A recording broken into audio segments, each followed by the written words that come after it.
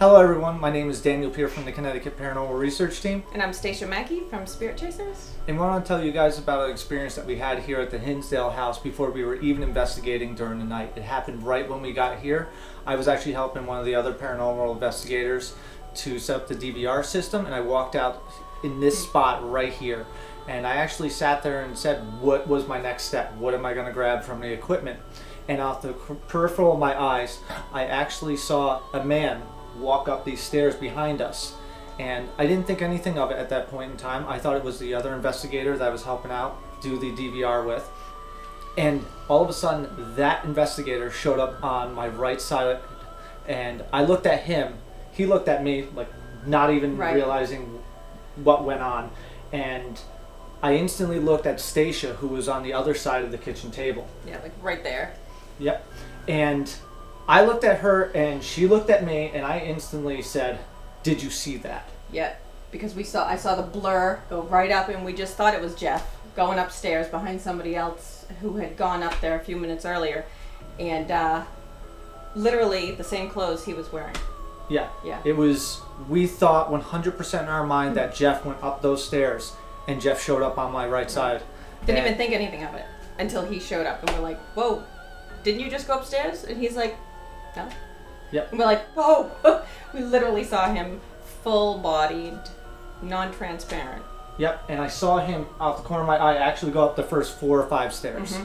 So that was actually right as we got here. I think we were only in the building for maybe an hour. Yeah, maybe. So that's the experience that we've had, and that was only the beginning of the day. Yes, absolutely. It was great.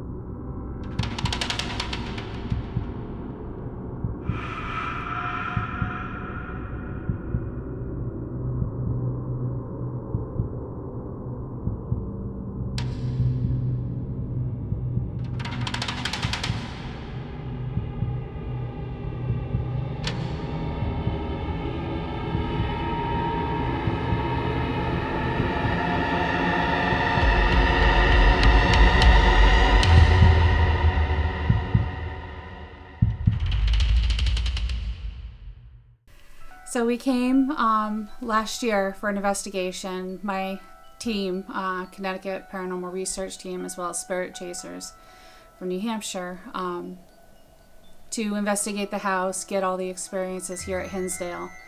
And it was definitely an interesting night. I wasn't expecting as much to happen as it did. You know, I expected the normal pings to be on like the millimeters, the K2s.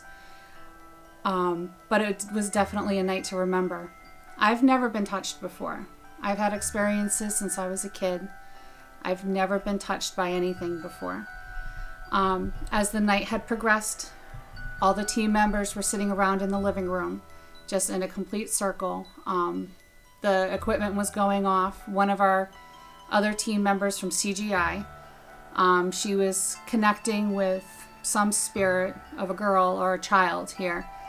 At one point, there was a Connect system that had been set up, and it was connecting and showing like a figure behind the area where I was sitting at of a small being up on a chair, down on the seat, and then eventually on a bed behind me. A couple other team members went behind me to check it out in that room, of course finding nothing at the time. While they were looking for that, sitting there, I'm just listening and just watching to everything that's going on. I start to feel a bit of cold at my back, and then slowly coming around my waist, just 2 strands of cold kind of encircling me. Now, I'm a mother of a child, and every mother knows what it feels like to have your child come up behind you and to give you a hug behind the waist and squeeze. This was exactly what I felt. It felt like a small child came up behind my chair, put their arms around my waist, and squeezed. I sat there trying to figure out what was going on because, like I said before, I'd never been touched before. I was unsure of what was happening and just trying to process it. I remember Dawn from CGI saw my whole demeanor just change, my face changed, asked me if I was okay. That kind of brought me out of, what I was trying to process. I looked at her, said no, and just got up and left the room and went outside and just proceeded to have a breakdown. I cry at commercials, but I'm not the type of person to let my emotions get the best of me, especially in front of others. So that was definitely a bit out of character for me. Losing my emotions wasn't due to fear or anything else. It was just an overwhelming sense of grief. I've only felt that type of grief once before in my life, and I never felt it again until that point. It took a bit to calm me down. Two of our other members, Christine from my team, CT or PRT, and Jimmy from Spirit Chasers, came out to try to calm me down, to try to get an understanding of what was happening. It felt like hours that I was out there, which I'm sure it was only probably about 15, 20 minutes, just to get myself and my breathing under control. It was definitely an unbelievable experience, and I would love to reconnect with that child again. I never felt any danger, just grief.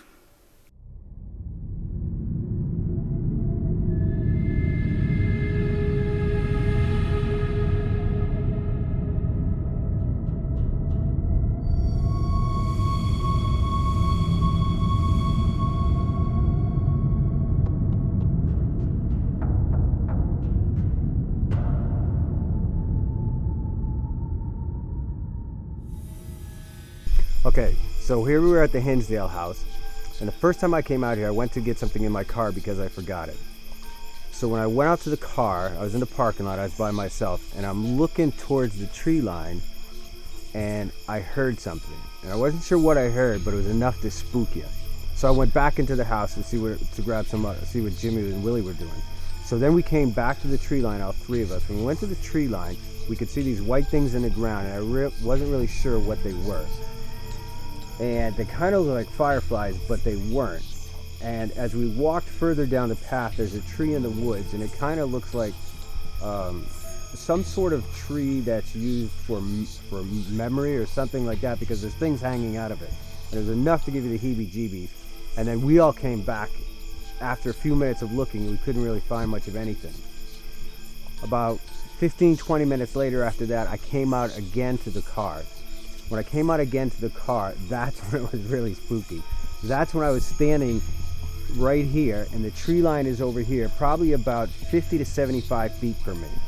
And that's when I heard it. It said, "Come here." But it was weird. It was like, "Come here." And I was like, what the hell is that? I had no idea what it was. And then all of a sudden, you can feel the energy in your body and everything like moving 100%. And so I'm looking over here, and all of a sudden I heard something in the tree line, probably about 200 feet to my left. And then all of a sudden, it moved from here to here, a span of probably 300 feet in like 2 seconds. And that's when I knew it wasn't anything. And that's when the adrenaline started pumping, and you just really started to scare the hell out of you. And then, so then I kind of like asked him, like, what is it?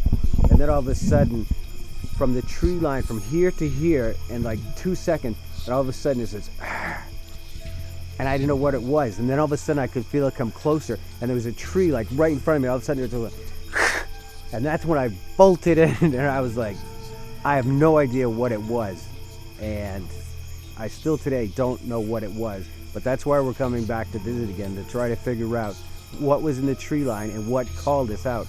Because later on in the night, when we were talking about it, Christine was saying that during the exorcism, somebody was in the tree line, and the first thing that they said in the tree line was to come here.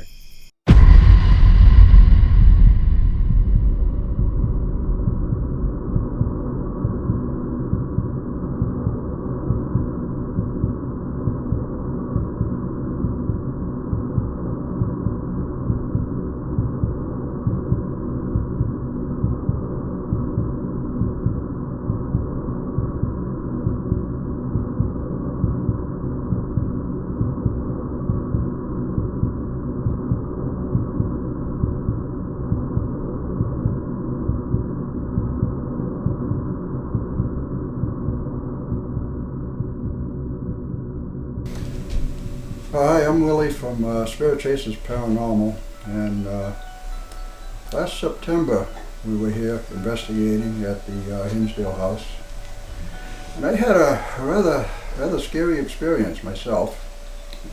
Over the years I've been investigating, I've been in a lot of dark places, a lot of dark, creepy places, all by myself. I've been touched, I've heard voices, and I've never been scared until I came to the Hinsdale house.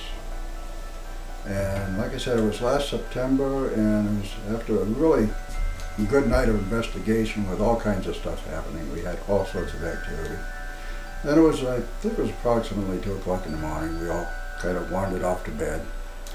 And I chose the little bedroom right upstairs at the top of the steps on the right. And I went up, laid down, and I think I was probably asleep for maybe a half an hour. And all of a sudden, I was woken up. It's hard to explain. I know it wasn't sleep paralysis. I was woken up by some sort of a force holding me down. And I was trying to get up, and I could just get up a little bit onto my elbow. And I knew I was in trouble. So I tried to yell for help, and I couldn't get anything out. I thought Jimmy was in the next room. I was trying to say, trying to yell for him, help me, Jimmy. And like I say, I couldn't get anything out. I was just kind of, help, kind of thing. And then from the bottom of the stairs, suddenly I heard Stacia yell up the stairs, "Are you okay up there?" And as soon as she did that, whatever it was just released and went away. I was able to stand up. I walked over to the top of the stairs, and Stacia and Mike were down at the bottom of the stairs, trying to figure out what was going on with me. So then essentially after I heard Stacia ask me if I was okay, like I said, I got up, I walked to the top of the steps, and then you guys came around the corner. I looked down and I saw both of you standing at the bottom of the steps. Right. And was it you that talked first, Stacia? Yeah, well, we were laying down, sleeping on a couch. At first we could hear like a moaning sound coming from upstairs. I woke him up, but we decided to, it stopped after, 10, 15 seconds. Went back to sleep, and then it was increasing. You were making sounds like, like you were struggling. Yeah. And then I immediately elbowed him, said we need to go, run upstairs. That you heard something and we weren't I sure heard what something. It was. I don't know what it is. Somebody's Willie. in trouble. It was Willie, so he's like, all right, trying to move himself, and I'm like, no, we're going now. So I just got up. I came around this corner, and he caught up to me, and we got up. We walked up a couple of these steps here, and I had already yelled out at that point. Yeah. And you met us at the top of the stairs, and you were stunned looking. You were just like completely out of it, like you didn't even know where you were for a second. And then you came down the stairs, and at right here, you started telling us that you don't know what happened. You couldn't speak, you couldn't move, and you weren't going back upstairs at that point. That was essentially about it for my part. Yeah. Right, and just to add to that, so when we were at the top of the stairs, which made it even more strange, is that when we were at the top of the stairs, we were looking at you, and you were almost looking like you were frozen, like you couldn't move, and that's what kind of startled us, because we've known you for many years now, and looking at you and looking at your face and seeing that all the places you've been and experienced, that it struck us kind of strange, like why is Willie just standing there at the top of the stairs, not moving, kind of almost mesmerized. That's when Stacia started talking in shock. Like in shock. Yeah, shock would be a great word. Yeah. And then Shock, or like you said, stunned. Right. Yes. I didn't know what was going on. At exactly. that point. Like what happened?